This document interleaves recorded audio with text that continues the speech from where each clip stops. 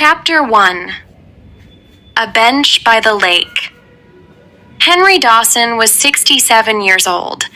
He lived alone in a small town called Franklin in Oregon. Every day, at the same time, he walked slowly to the lake. His house was just 10 minutes away. The road was quiet. The trees were old. The wind was cold. But Henry walked the same path each evening without fail. There was a bench near the lake, a wooden bench, old but strong. It stood under a big tree. From there you could see the whole lake. The water moved gently.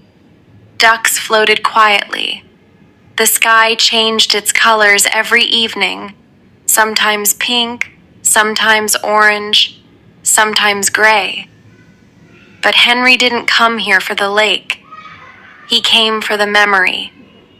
He sat on that bench every single day, in summer, in winter, in rain, in silence. People in the town had noticed him for years. "He's always there," they said. "He just sits and stares at the water." Some said he was strange. Some said he was lonely. But no one really knew. No one knew what he waited for. In his coat pocket, Henry carried a photo. It was old, very old. The edges were bent. The paper had faded. But the smile in the photo was still bright. It was a picture of a girl, maybe in her 20s. Her hair was tied back. She wore a plain dress, and her eyes were kind. The name of the girl was Clara Evans. Henry loved Clara. He had loved only one woman his whole life, and that woman had disappeared from his life many, many years ago, without warning, without goodbye. He had met Clara when he was 25. She worked at the library. He was a teacher. They had coffee together. They read books together. They walked by this very lake together. And slowly, without trying, they had fallen in love. But one morning, Clara was gone. Her house was empty. Her phone did not ring. Her mailbox stayed full. Henry had searched. He asked everyone. He wrote letters. He waited for years. But there was no answer. No sign. Clara had vanished, and she had never returned. Still, Henry came to the lake. Every day. He sat on the bench. He looked at the water, and he remembered. One cold evening, something changed. Henry was sitting with the photo in his hand. The sun had just started to set. The sky was golden. The wind was quiet. He was lost in thought, staring at the lake, when he heard a voice behind him. "Excuse me," Henry turned. A young woman stood there, maybe 27, maybe 28. She had dark hair, a soft voice, and nervous hands. She looked tired, but strong. "Are you Mr. Henry Dawson?" she asked. Henry nodded slowly. "Yes, can I help you?" She looked down, then pulled something out of her bag. It was an old brown book, a diary. "My name is Rachel," she said. I think you knew my mother." Her name was Clara Evans. Henry froze. Clara. He stood up slowly. His heart beat fast. His eyes locked on the diary. His mouth opened, but no words came out.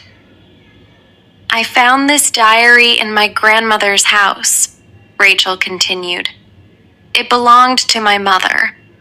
I never knew much about her past. But in this diary, she wrote about you. She wrote your name, again and again." Henry couldn't believe what he was hearing. Rachel handed him the diary. Her fingers touched his. The book was real.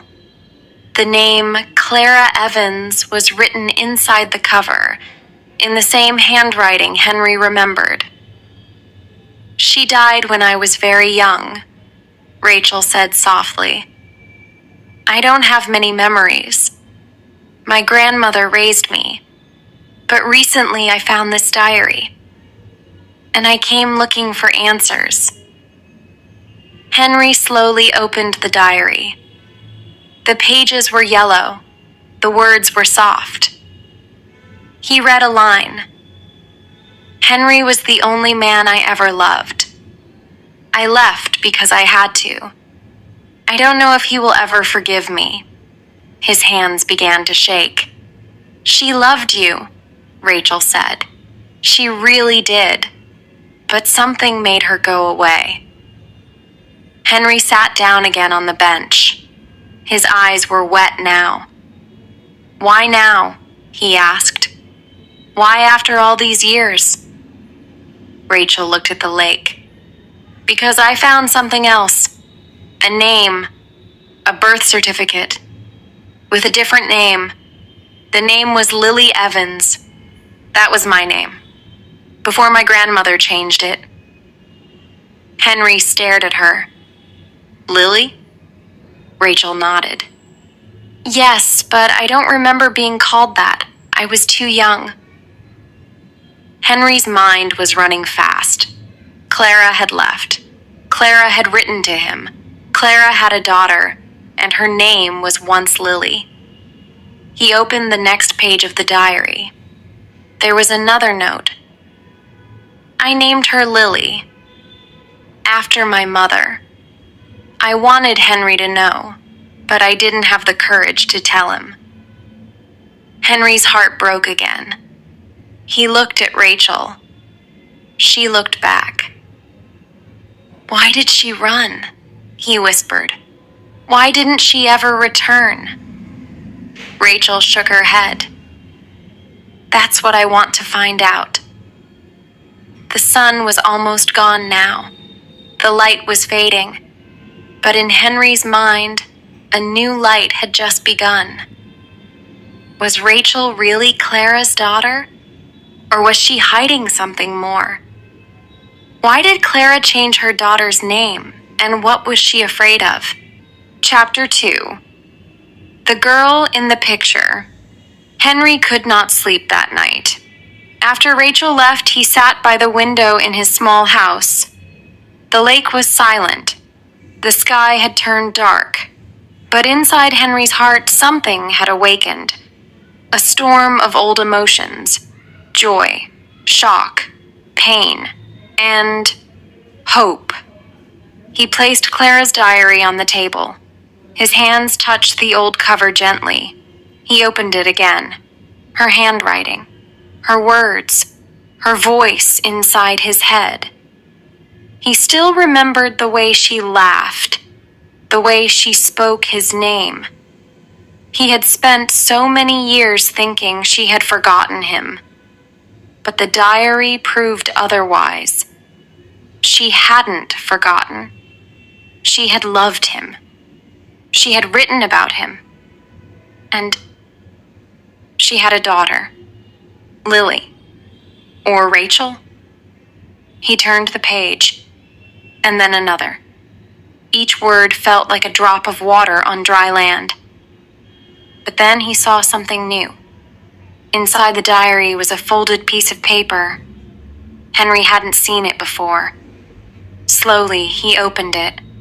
It was a photograph, an old one, a small one, and it shocked him.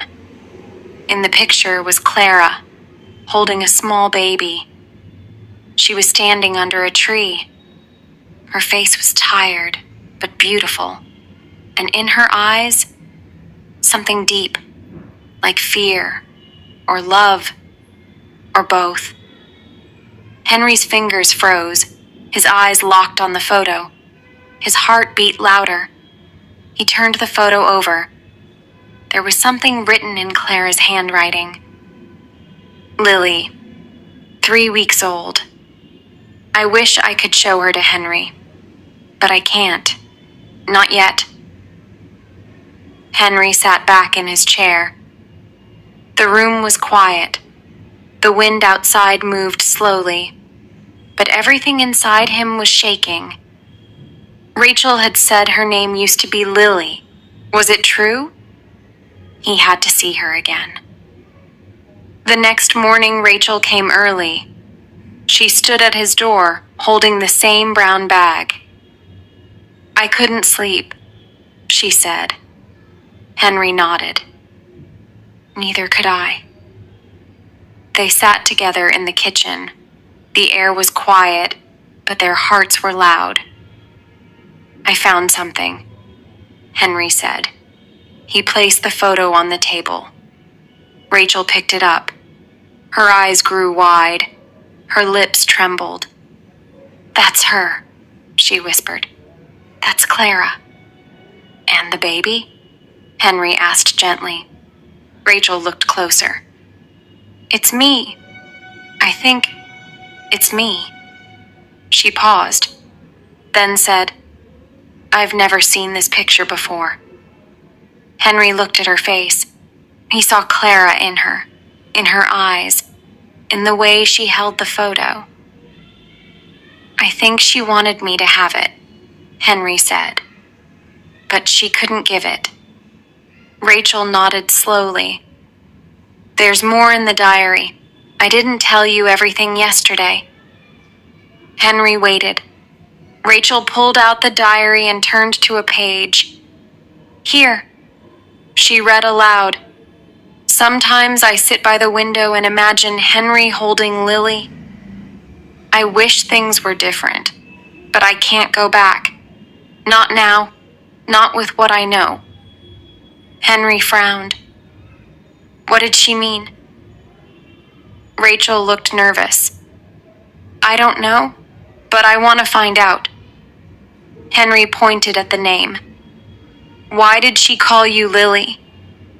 And why did your name become Rachel?" Rachel sat back. "My grandmother changed it. She said Clara wanted to protect me. She never explained why." Henry leaned forward. "Protect you from what?" Rachel didn't answer. Her eyes were on the photo again.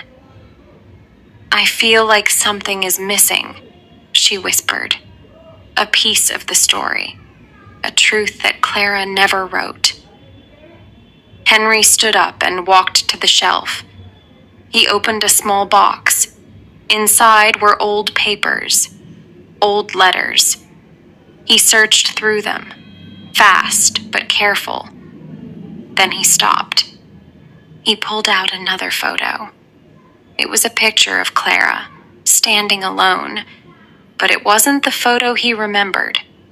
This one had a tear on the edge, and something was missing from the corner. Rachel looked at it. "Where did this come from?" Henry stared at it. "She gave it to me the day before she disappeared. She said it was her favorite picture." Rachel asked, "Do you see the difference?" Henry looked again. Then he saw it. In the corner, a small shadow, a piece of another hand. Someone had been next to Clara in the photo, but the part was torn. "Did she remove someone?" Rachel asked. Henry nodded. "Maybe. But who?" They sat in silence for a long time. Rachel then whispered, "Do you think she was hiding someone?" Henry looked at her. "Or protecting someone?" He opened the diary again. Near the back, there was a page with smudged ink. One line stood out. "I wanted to tell Henry everything. But some truths are dangerous." Rachel's eyes were full now. "She trusted you." But something stopped her. Henry said softly, "We have to find out what that something was." Rachel wiped her eyes. "I think there's more. Maybe in her old things, her letters, Something Grandma never gave me. Henry nodded. Let's find it. Was Clara hiding the truth about someone else in the picture? And why did she say the truth was dangerous, even for Henry? Chapter 3. She left without a goodbye. Henry stood at the door of his old storage closet. The key was rusted, and his hand shook as he turned it. The lock opened with a small click. Inside was a wooden box. Dust covered the top. He picked it up slowly and brought it to the table. Rachel sat beside him. She didn't say a word. The room was quiet. The only sound was the soft tick of the wall clock. Henry opened the box. Inside were old letters, papers, and a red ribbon, the one Clara used to wear in her hair. He touched the ribbon gently. His eyes were already wet. She wore this the last day I saw her, he whispered. Rachel looked at him. Tell me about that day, she said. The day she left. Henry nodded. He sat back, closed his eyes, and went back in time. It was a Monday, he began. I remember clearly. The sky was light gray, the air was soft. I went to the school library to meet Clara. She used to wait for me near the back window.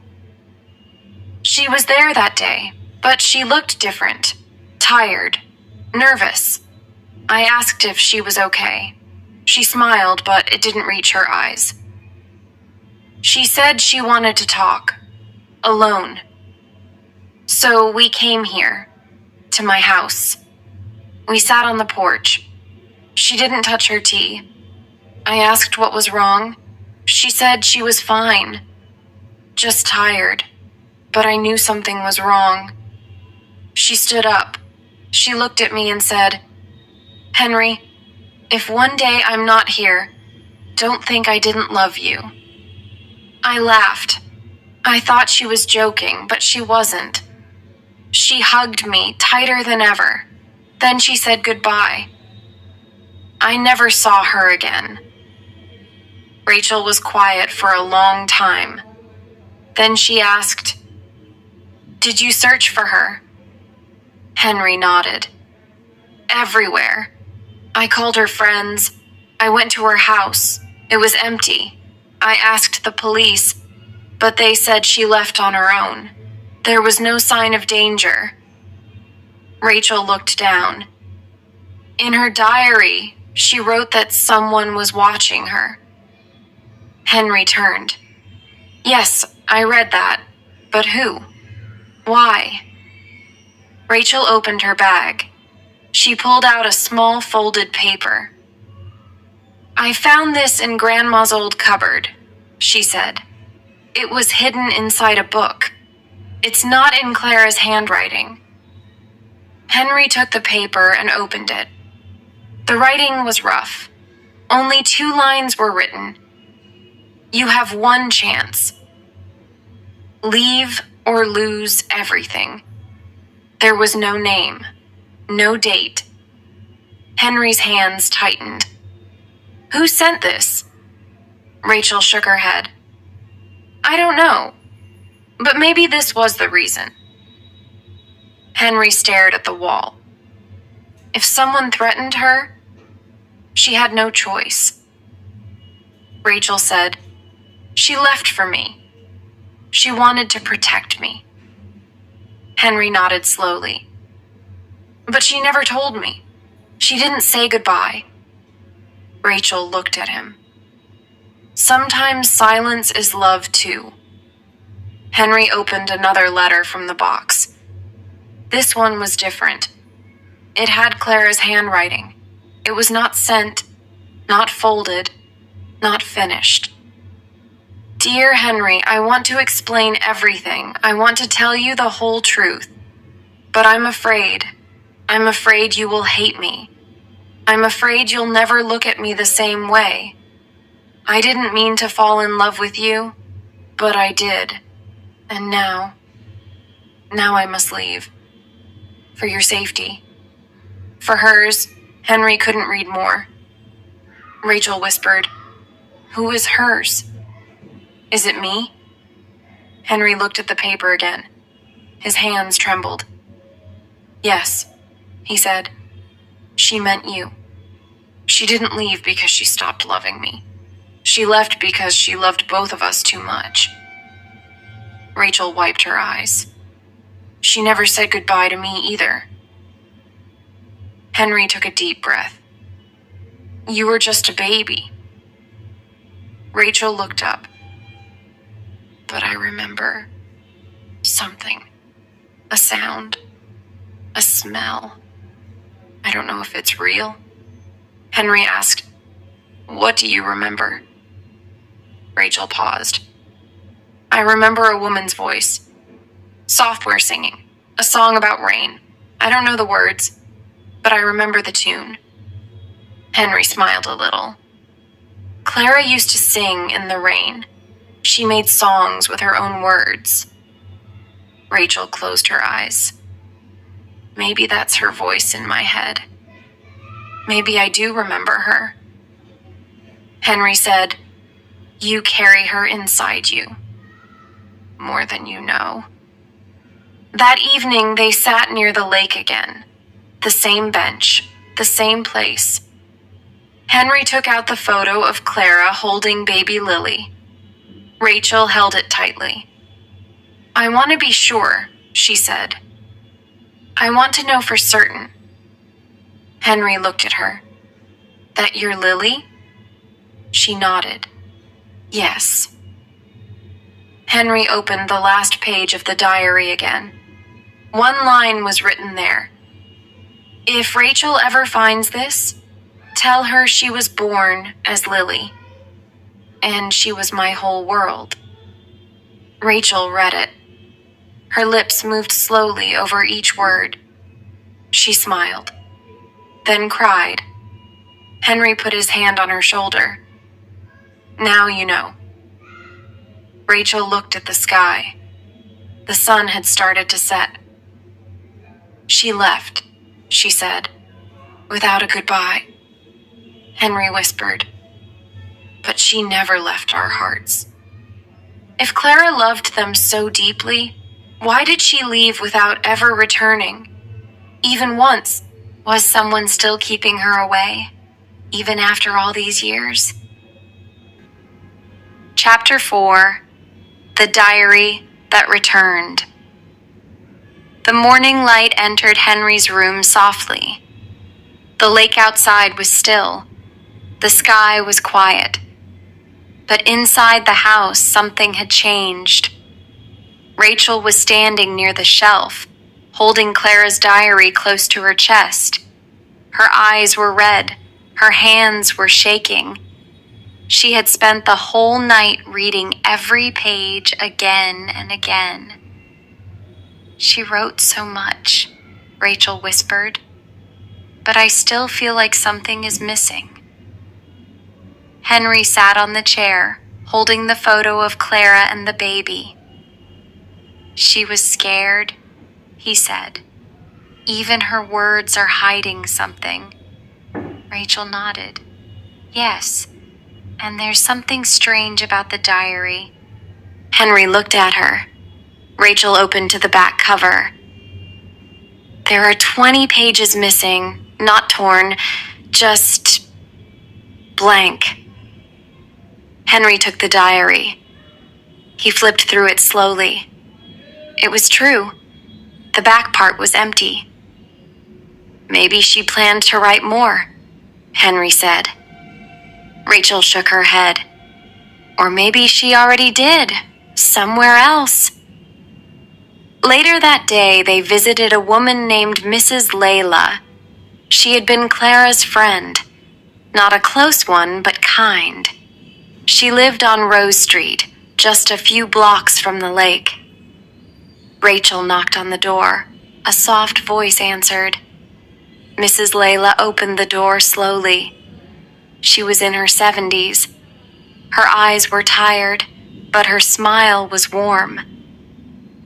"Rachel, she said with surprise. I haven't seen you since you were a baby. Rachel smiled gently. Do you remember Clara? Mrs. Layla's smile faded. Of course, she was lovely, but she disappeared so suddenly. I always wondered why. Henry stepped forward. We're trying to understand that too. They all sat in the living room. The walls were full of old pictures and soft light. Rachel explained everything: the diary, the photo, the name Lily, and Clara's sudden goodbye. Mrs. Layla listened carefully. When Rachel finished, she stood up and walked to a small cupboard. She returned with a small box. I don't know if this will help, she said, but Clara gave me this the week before she left. She told me not to open it, just to keep it safe. Rachel took the box slowly. It was light. She opened it. Inside was another diary. Not the same one. This one was smaller. The cover was dark red. There was no name on it. Henry looked at it carefully. This is her handwriting. Rachel flipped the pages. It was full. Every page was filled. Tears rolled down her cheek. This is the missing part of the story. They returned to Henry's house and sat down with the second diary. Rachel began to read aloud. I wanted to keep one diary for myself, and one in case I didn't survive. This one is for me. It holds my truth, my full truth, not the safe version, but the real one. I never told Henry about the threats. I thought it would pass, but they didn't stop. I kept receiving notes. Someone wanted me to leave, or else... Rachel stopped. She looked at Henry. There were more notes? Henry was speechless. Rachel turned the page. I thought Thomas would help. He promised to send Henry my letters. He said he would explain everything. I gave him 4 letters, but Henry never replied.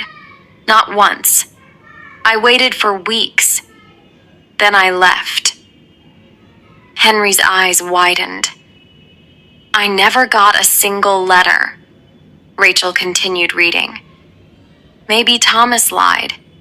Maybe he kept them. Maybe he thought he was helping.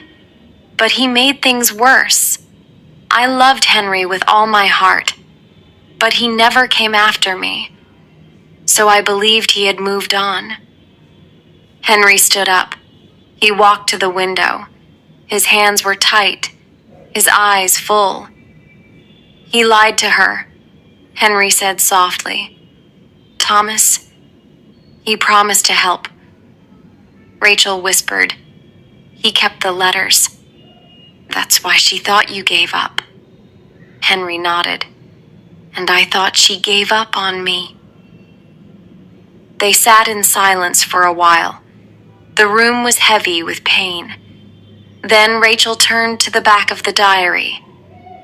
There was a folded page, a letter. It was addressed to Henry. Rachel handed it to him. Henry opened it slowly. His hands trembled. Dear Henry, if you ever find this, I want you to know something. You were never forgotten. Every day I waited. I looked at the door. I dreamed of your voice, but your letters never came. Your steps never came. So I believed you had forgotten me. I was wrong. Or maybe you were the one who was lied to. I named our daughter Lily because she brought light in my darkest days. She had your eyes and your strength and your silence too.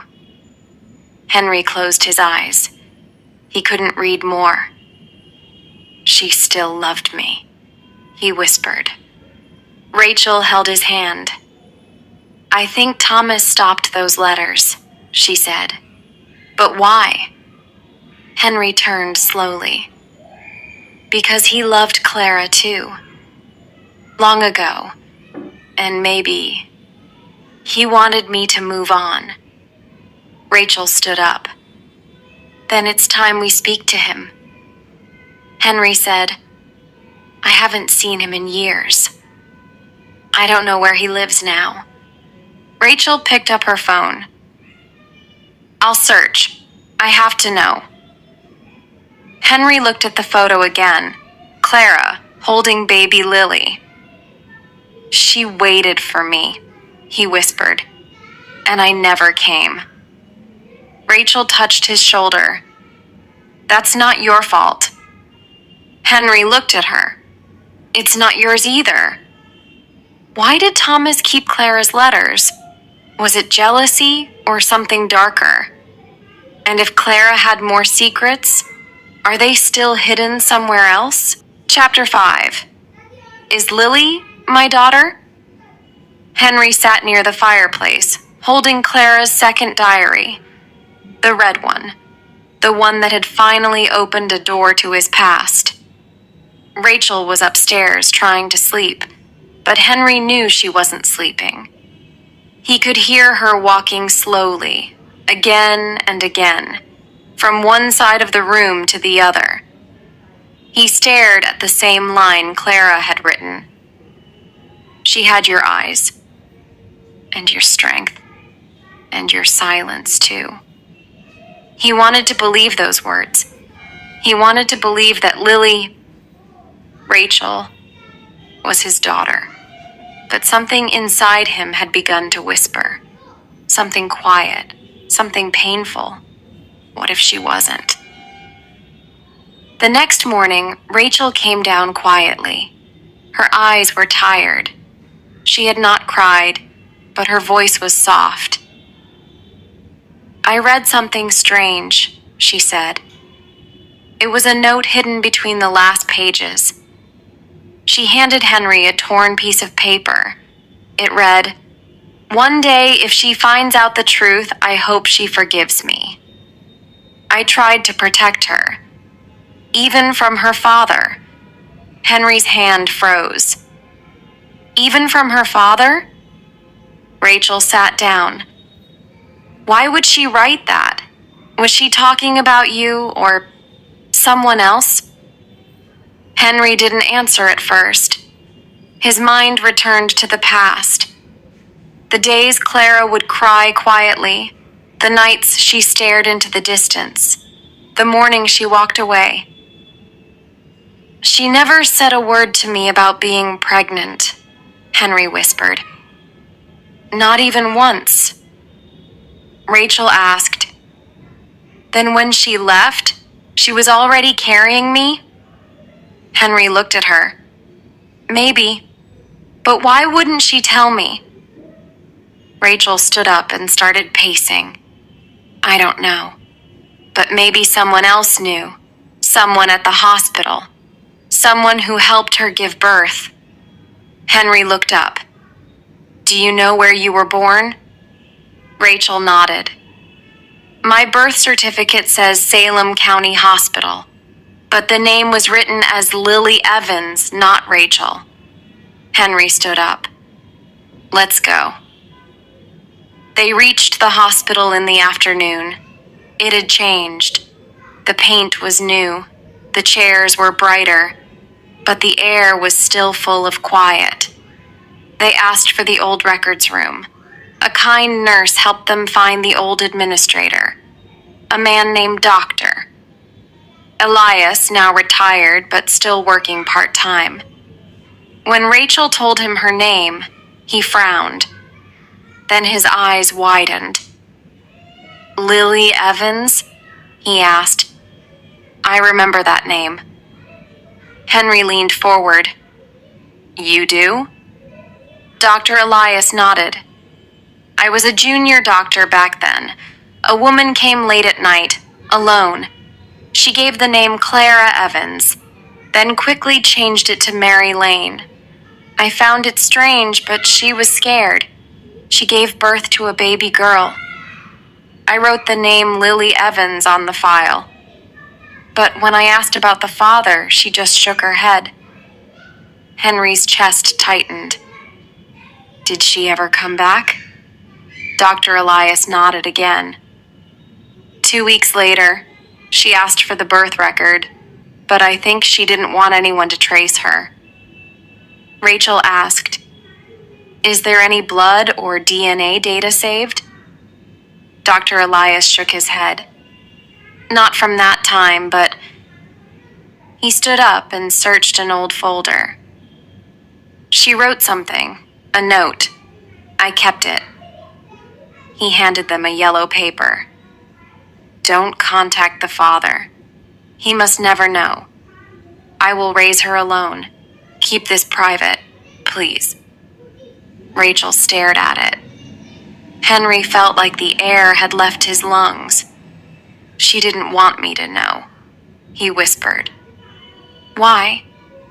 Rachel said nothing. Henry walked outside. He stood under the sky. The wind touched his face. His eyes were wet again.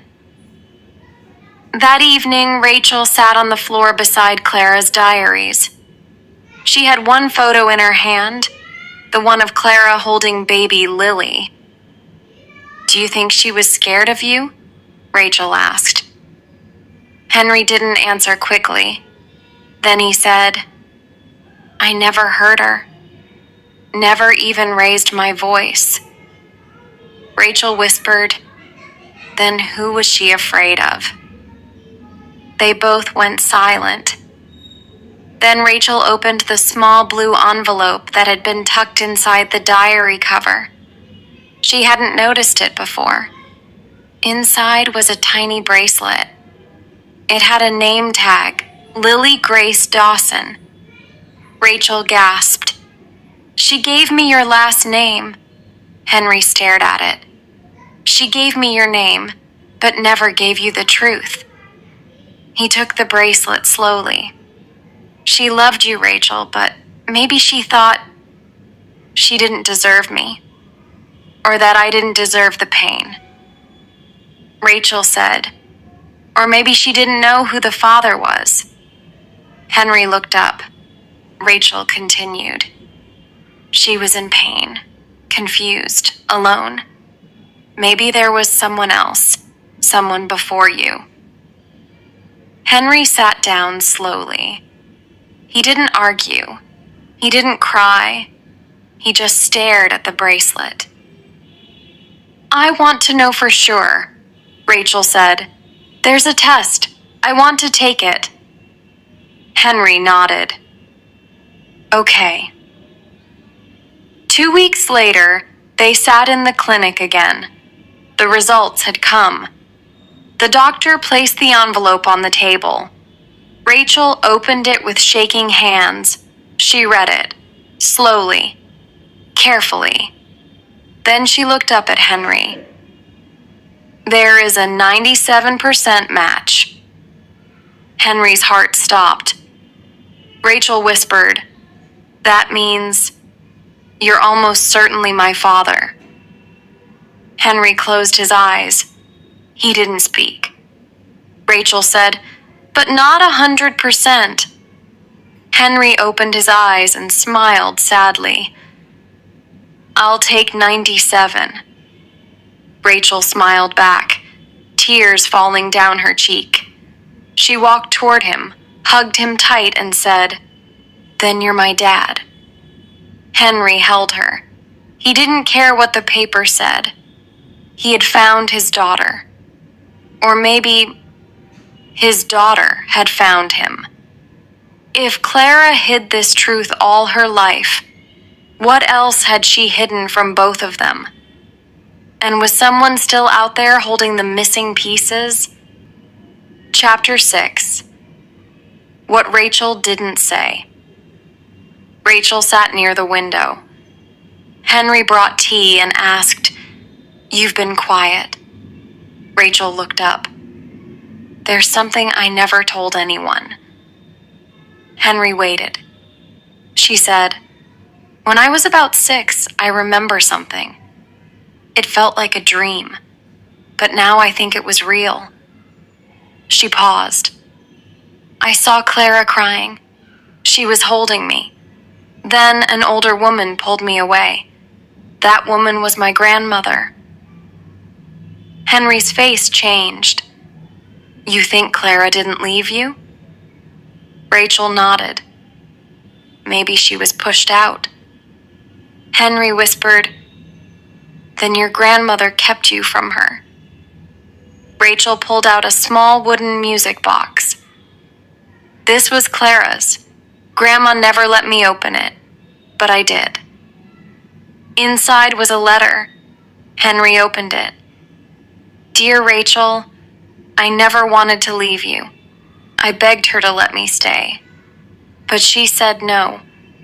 I watched you from far. I saw you laugh in the park. I wanted to run to you, but I couldn't. Please don't believe I didn't love you. I always did. Clara. Henry looked at Rachel. She tried to stay. Rachel wiped her eyes. Grandma said she gave me a better life, but she never told me Clara fought for me. Henry found one more line in the letter. If you ever meet Henry again, tell him. I waited by the lake every year on his birthday. Henry closed his eyes. I always went to the lake. Maybe she was there, watching.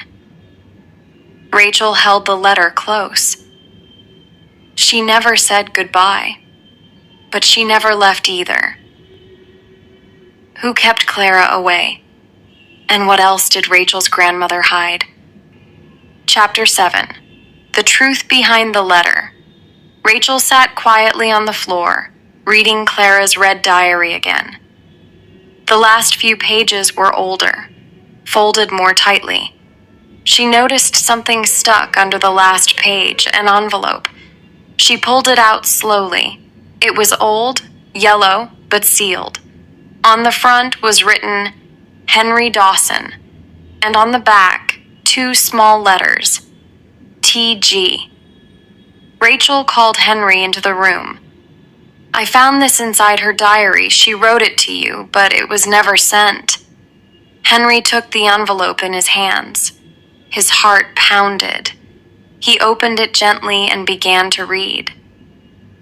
Dear Henry, I saw you today. You were sitting on the same bench, still wearing that brown coat, still looking at the water like you always did. I stood under the tree, a few feet away. I wanted to walk to you. I wanted to say, I'm sorry.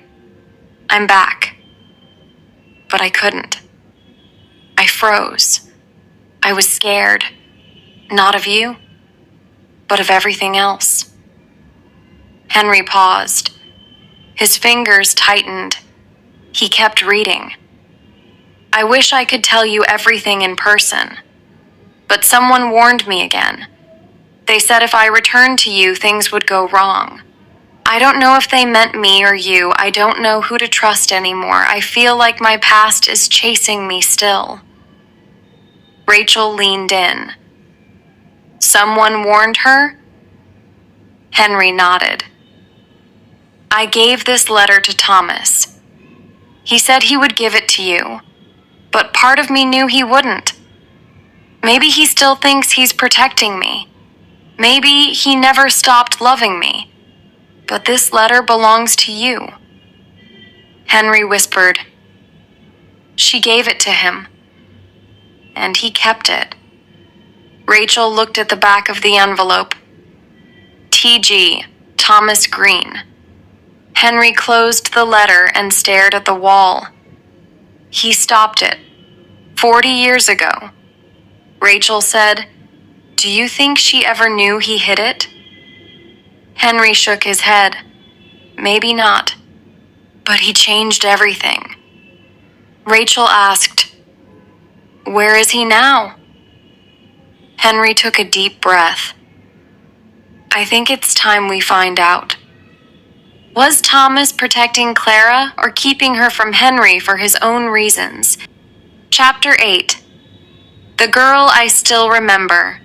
The next morning was silent, but Henry's heart was not. He and Rachel drove to a quiet place just outside town, a small white house surrounded by tall trees. As they stepped out of the car, Henry felt something heavy in his chest. Not anger, not sadness, just the weight of too many years without answers. He walked up the old wooden steps with Rachel right beside him. In her hand, she held the letter Clara had written but never sent. Henry knocked, and when the door opened, they both froze. It was Thomas. He looked older, thinner, but his eyes were the same. For a moment, no one spoke. Then Thomas whispered, "You came." Henry held up the letter. "You never gave this to me." Thomas lowered his eyes. "I know." They walked inside. The living room was quiet. A fire burned low in the fireplace. The air between them was heavy. "I thought I was protecting her," Thomas said. "I thought I was protecting you." "You were wrong," Henry replied. His voice was calm but strong. Rachel sat on the edge of a chair. Her hands were tight. "You took her voice away from us," she said. "You made us believe things that weren't true." Thomas nodded. "Yes. I loved her too. I always did. But she didn't love me back. She only ever looked at you, Henry. Even when she was scared. Even when she cried. Even when she left." "Then why didn't you let her come back?" Henry asked. "Because I was afraid," Thomas said. "Afraid that if she came back, something bad would happen, that she would get hurt again. Or hurt you. I thought, maybe if I kept you apart, time would heal everything." Rachel stood up. "You didn't protect her. You took her from her family, from her daughter, from the man she loved." Thomas walked to an old drawer and pulled out another envelope. "She gave me this too," he said. "But I couldn't send it. I kept it. I read it once, then I hid it. I told myself I was doing the right thing." Henry took the envelope with both hands. He opened it slowly. It was her handwriting. "Henry, if this reaches you, I hope you are still sitting by the lake. I hope you still wear that old brown coat. I hope you still think of me, even after all these years. I saw you. I really did. I stood under the tree so many times, but my feet wouldn't move. My voice wouldn't come out. I was afraid that you'd look at me and see a stranger. But I never stopped loving you. I raised Lily with love. I changed her name to Rachel to keep her safe. But she is yours. Her heart, her calmness, her way of sitting quiet. It's all you. I am sorry I never returned. But I never left either. Not in my heart, not in my dreams. Please forgive me, not for leaving, but for staying silent. I loved you. I still do. Clara." Henry closed the letter and pressed it to his chest. He didn't cry. He didn't speak. But something inside him that had stayed frozen for years finally melted. Rachel walked to him and held his hand. "She loved you till the very end," she said softly. "I know," Henry whispered. They left Thomas's house without another word. The past didn't need more talk. It needed peace. 1 week later, Henry and Rachel walked to the bench by the lake, the same one where Henry had sat for 40 years. The same bench Clara had once walked past, but never sat on again. This time, Rachel placed a framed photo of Clara on the bench beside them. It was fall. Leaves floated on the water. The sky above was soft. A quiet wind passed through the trees. And for the first time, Henry didn't feel alone on the bench. "She never stopped watching you," Rachel said. "She never stopped loving either," Henry replied. They didn't speak much after that. They didn't need to. Clara's voice lived in the pages of her diary. Her love lived in the child she left behind. Her goodbye was never spoken, but her memory was never gone. Some people don't stay with you in the room. They stay in your heart, in the photo you carry, in the song you still remember, in the bench that feels like home, and sometimes in the eyes of the girl you almost lost, but found again, the girl he still remembered.